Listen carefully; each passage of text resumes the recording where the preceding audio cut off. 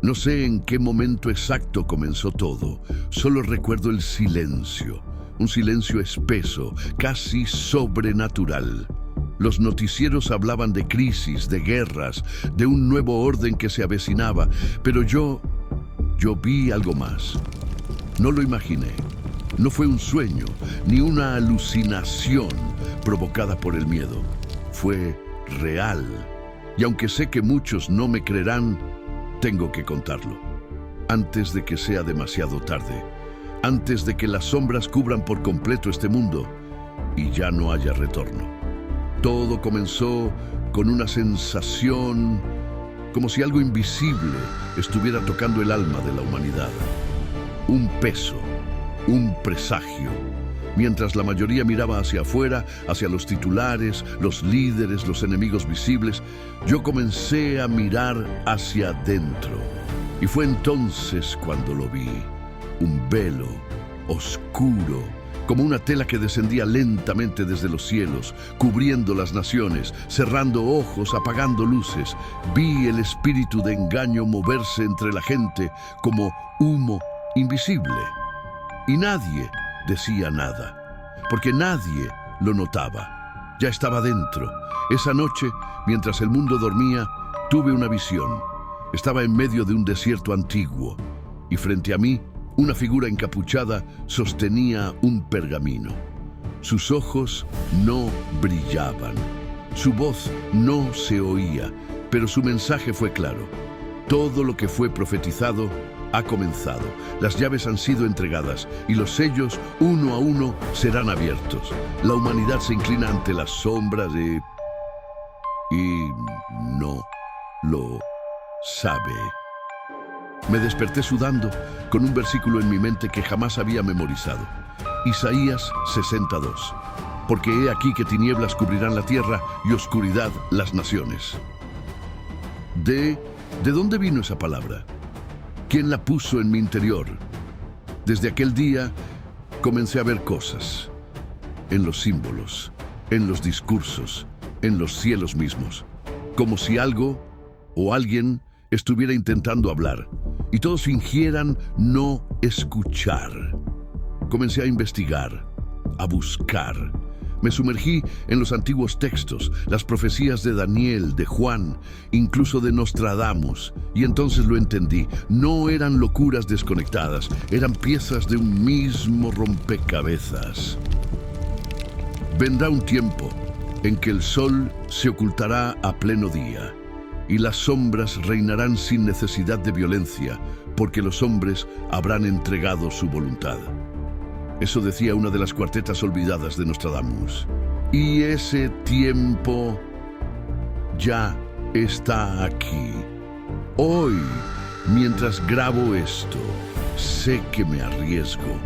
Pero callar sería igual que colaborar con las tinieblas. Este no es el fin del mundo, pero sí el principio del velo. Y una vez que cubra por completo la conciencia de la humanidad, ni siquiera sabremos que estamos dormidos. Las sombras no vendrán como demonios con garras, vendrán como ideas, como avances, como promesas de paz. Vendrán disfrazadas y muchos las adorarán. Yo seguiré hablando, revelando, antes de que todo se apague, antes de que la oscuridad se convierta en la nueva luz. Desde aquella visión en el desierto, mi vida dejó de pertenecerme.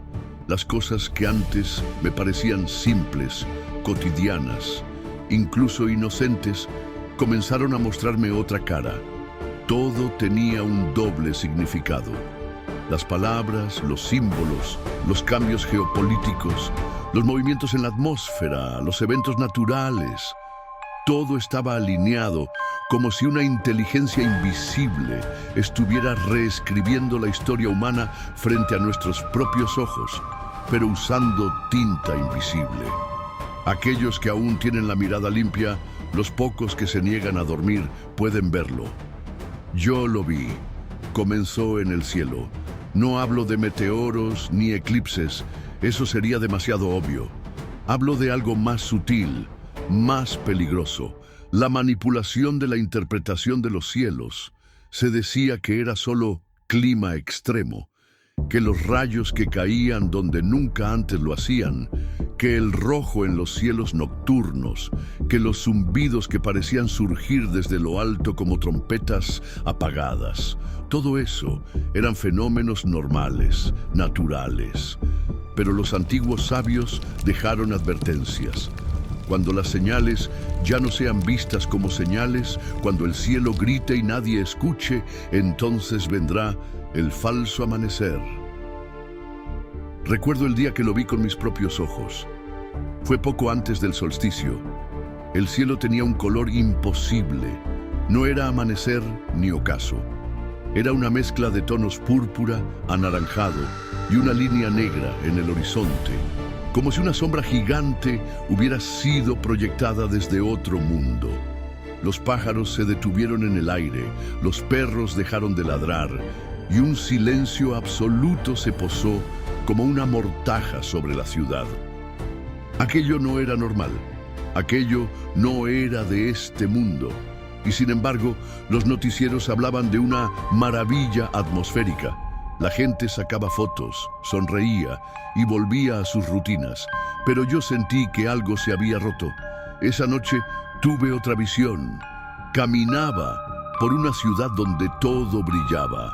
Pantallas por doquier, drones flotando, hologramas parlantes. La gente parecía feliz. Todos saludaban a una figura que caminaba entre ellos. Vestía de blanco, tenía una sonrisa perfecta, una mirada profunda y una voz seductora. No hablaba de religión, hablaba de unidad. No hablaba de salvación, hablaba de evolución. Decía que habíamos alcanzado un nuevo nivel de conciencia, que ya no necesitábamos libros antiguos, ni profetas, ni fe. Solo debíamos confiar en Él, el portador de luz, así lo llamaban, el guía del nuevo amanecer. Pero algo en Él no encajaba. Su presencia era demasiado perfecta, demasiado limpia. Yo no sentía paz, sentía vacío. Intenté hablar, advertir a los demás, pero nadie me escuchaba. Sus ojos estaban abiertos, pero sus almas dormían. Fue entonces cuando vi su sombra. Una sombra que no se movía como la de los demás. Una sombra que se alargaba, que se retorcía, que tomaba formas imposibles. Detrás de su sonrisa, detrás de su luz, había oscuridad pura. Desperté de golpe, con un versículo en mis labios, segunda a los Tesalonicenses, capítulo 2, versículos 9 a 10. Inicuo, cuyo advenimiento es por obra de Satanás, con gran poder y señales y prodigios mentirosos. Era él, el falso Mesías, el falso amanecer. Desde entonces comencé a ver cómo las sombras se infiltran a través de las promesas de paz, de libertad, de ciencia, de igualdad. Todo disfrazado, porque las tinieblas ya no vienen con gritos ni fuego, vienen con aplausos, con votos, con tendencias, con convenios globales. El anticristo no conquistará el mundo a la fuerza, el mundo se lo entregará. Y mientras tanto, los cielos siguen hablando. El orden del firmamento está cambiando, constelaciones que se desplazan, señales astronómicas que coinciden con ciclos proféticos antiguos. Las mismas alineaciones que los sabios de Babilonia, los magos de Persia y los profetas de Jerusalén estudiaban con reverencia, ahora son ignoradas o ridiculizadas por el hombre moderno. Pero el cielo no miente. Los textos de Enoc, prohibidos por muchos, hablan de ángeles que vigilan las estaciones y controlan los tiempos celestiales. Uno de ellos, Uriel, fue asignado a guiar el movimiento del sol y la luna, y en sus palabras se advierte: cuando los astros desobedezcan, entonces la tierra se convertirá en lugar de prueba. Hoy los astros desobedecen. Hoy los hombres aplauden lo que deberían temer y rechazan lo que podría salvarlos. El velo se ha rasgado y detrás de él no hay luz. Hay un espectáculo brillante, sí, pero está diseñado para cegar. Se ha alzado un nuevo tipo de adoración.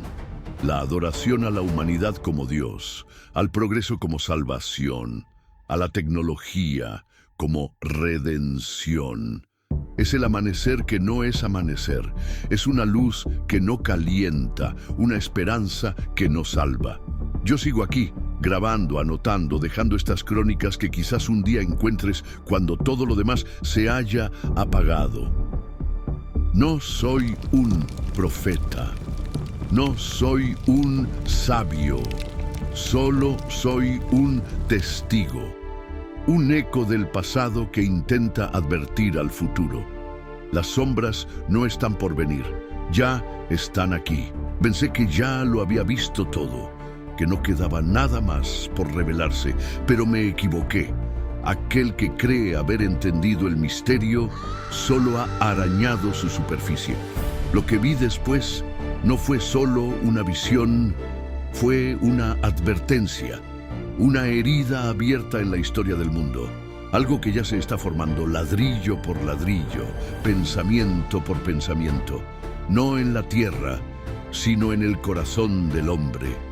Muchos hablan del templo reconstruido, un santuario en Jerusalén que marcará el cumplimiento de antiguas profecías. Un edificio donde, según algunos textos, el hombre de pecado se sentará como si fuera Dios. Pero lo que vi iba mucho más allá de lo físico. No era solo piedra ni mármol. El templo del que fui testigo era espiritual, era invisible, y estaba siendo levantado en cada mente que ha rechazado la verdad.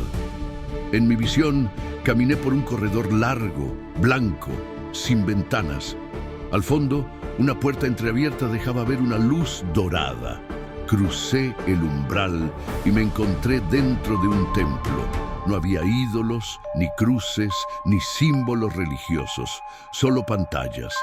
Pantallas gigantes en cada muro, proyectando imágenes de líderes mundiales, científicos aclamados, artistas adorados, movimientos ideológicos celebrados. Cada uno hablaba con autoridad, cada uno ofrecía paz, unidad, progreso. No había sangre, no había violencia, pero tampoco había verdad. En el centro del salón, sobre un altar sin nombre, flotaba un dispositivo, algo que parecía tecnología viva, una mezcla de cristal, metal y algo más, algo espiritual, un ojo abierto que observaba todo y a todos, y cada vez que alguien lo miraba, una sonrisa se dibujaba en su rostro, como si se sintieran comprendidos, aceptados, conectados, pero lo que vi detrás de ese ojo era un abismo. No había conexión, había absorción. Era una abominación silenciosa, disfrazada de comunión. Una idolatría sin estatuas. Una religión sin Dios, donde el hombre es el altar. Las Escrituras lo advirtieron. Daniel lo vio siglos atrás. Y en la mitad de la semana hará cesar el sacrificio y la ofrenda. Y sobre el ala del templo estará la abominación desoladora. Mira Daniel 9:27. Pero ¿qué sacrificio ha cesado hoy? El sacrificio del arrepentimiento, de la fe, de la obediencia. El altar del corazón ha sido reemplazado por altares digitales. Ya no se ofrecen oraciones, se ofrecen datos. Ya no se buscan respuestas divinas, se buscan algoritmos. El nuevo templo no es un lugar, es un sistema. Un sistema que está absorbiendo la esencia humana y redefiniéndola según la imagen de una oscuridad disfrazada de luz. Y entonces lo entendí. La abominación no es un acto grotesco, es una aceptación colectiva, una rendición invisible ante el espíritu del anticristo.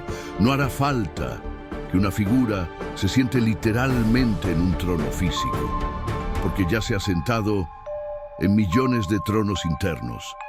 Hoy los profetas son cancelados y los falsos mesías son viralizados.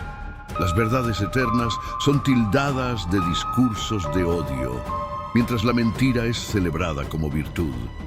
El nuevo templo está activo, funciona en silencio, opera con eficiencia quirúrgica y está en todos lados. Vi una frase grabada en las columnas del templo de mi visión, una frase que aún me persigue. Aquí reina el que todos aceptan, porque nadie lo conoce. El falso Cristo no necesita ser amado, solo necesita ser normalizado, aceptado sin resistencia, y esa aceptación ya ha comenzado. ¿Dónde está hoy la resistencia? ¿Dónde están los que ven, los que oyen, los que se niegan a inclinarse? Pocos, muy pocos, y cada vez menos. Las sombras avanzan sin necesidad de violencia, porque el silencio de los justos es su mejor aliado. Mi voz es débil, mis recursos son escasos, pero seguiré hablando aunque nadie escuche, seguiré advirtiendo aunque me llamen loco, porque prefiero ser eco en el desierto que testigo mudo del colapso espiritual de mi generación. El nuevo templo está entre nosotros y la abominación ya entró. No hizo ruido, no tocó la puerta, solo se instaló y le abrimos el corazón. Lo que comenzó como una serie de sueños, visiones y susurros proféticos, ahora se ha convertido en algo más tangible, más cercano, más inquietante. Mientras el mundo celebra el avance de la ciencia y la conexión global, yo he visto lo que se esconde detrás de esa cortina brillante. Porque no estamos solos, nunca lo hemos estado. Y no me refiero a teorías modernas sobre civilizaciones extraterrestres. Number hablo de aquellos que cayeron, de los antiguos, los mensajeros caídos. No se presentan con alas negras ni ojos de fuego, como la imaginación humana los ha pintado. Son sutiles, invisibles, sabios. En otros tiempos fueron custodios de secretos celestiales. Hoy son arquitectos del caos disfrazado de evolución. Su obra no se mide en guerras, sino en ideas. No toman gobiernos por asalto, los moldean desde la sombra. Desde Babilonia hasta Silicon Valley, su influencia ha estado allí, susurrando en los oídos de reyes, profetas falsos, científicos, artistas, ideólogos. Durante años ignoré el libro de Enoc, hasta que comencé a leerlo con ojos abiertos por el Espíritu. Allí comprendí que los vigilantes, aquellos que descendieron al monte Hermón, no solo corrompieron a las hijas de los hombres con sus cuerpos, sino también con sabiduría adulterada. Enseñaron lo que no debía enseñarse: hechicería, manipulación genética, astrología desvirtuada, armas de destrucción, conocimiento prohibido. Y hoy ese conocimiento vuelve a resurgir, glorificado por una humanidad que se cree iluminada, pero que no sabe que está repitiendo el mismo pacto que nos llevó al diluvio. He visto sus huellas en las sombras de este siglo. Están detrás del impulso global de conectar cada mente, cada cuerpo, cada alma a una red invisible de control. Y no es solo tecnología. Es transgresión espiritual disfrazada de avance. El hombre quiere ser Dios, y los caídos están más que felices de ayudarle, para después devorarlo. Y fue en medio de esta comprensión que recibí otra visión. Estaba en lo alto de una montaña, rodeado de una niebla espesa. No sabía si era tierra o cielo. De pronto, sentí un temblor bajo mis pies. El suelo comenzó a abrirse y de su interior emergió una figura. No era una bestia física, sino una presencia que hacía temblar el alma. Tenía muchos rostros, muchos nombres, muchas voces, pero un solo propósito. No venía a destruir con fuego, venía a gobernar con engaño. Era el cumplimiento viviente de Apocalipsis 13. No era una criatura mitológica, era un sistema, era una entidad espiritual, encarnada en estructuras políticas, tecnológicas, financieras y religiosas. Su nacimiento fue anunciado como una solución. Su llegada fue recibida con aplausos. Su marca aceptada con gratitud. y su voz replicada por millones sin cuestionamiento alguno. Vi cómo marcaba a la gente, no con hierro, sino con dependencia. Los que no la adoraban eran excluidos. No podían comprar, ni vender, ni existir plenamente. Pero los que se postraban perdían algo. No sus vidas, sino sus almas. Ese fue el momento más aterrador. No ver una bestia destruyendo ciudades, sino ver multitudes cediendo sus voluntades, su identidad, su esencia, por una promesa vacía de seguridad y pertenencia. La bestia no necesita devorarte, solo necesita que la necesites. Y entonces una voz retumbó en mis oídos como trueno. Este es el precio del silencio, el fruto de haber negado la verdad, la consecuencia de haber adorado la creación por encima del Creador. La bestia no despierta por sí sola. La humanidad es quien la llama. Desperté empapado en sudor, con los latidos de mi corazón golpeando como tambores de guerra. Las palabras de Pablo en Romanos resonaban como una condena. Profesando ser sabios, se hicieron necios y cambiaron la gloria del Dios incorruptible en semejanza de imagen de hombre corruptible.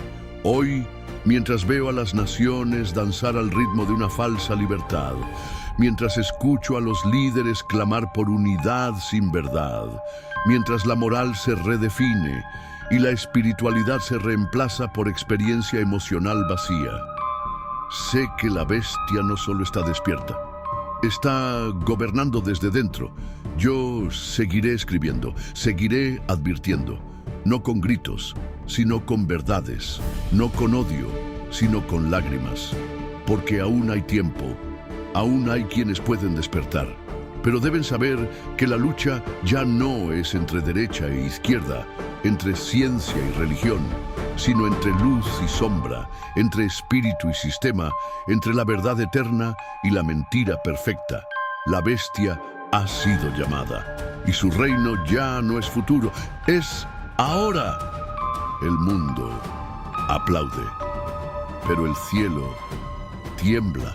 Los llamaban extremistas, conspiranoicos, locos, enemigos del progreso, pero yo los llamo por su verdadero nombre, los últimos libres. Nos reuníamos en cuevas, campos, sótanos ocultos, como en los días del primer evangelio. Ya no podíamos confiar en nada visible, ni en templos, ni en gobiernos, ni en sistemas, pero sí en algo eterno, en la palabra viva.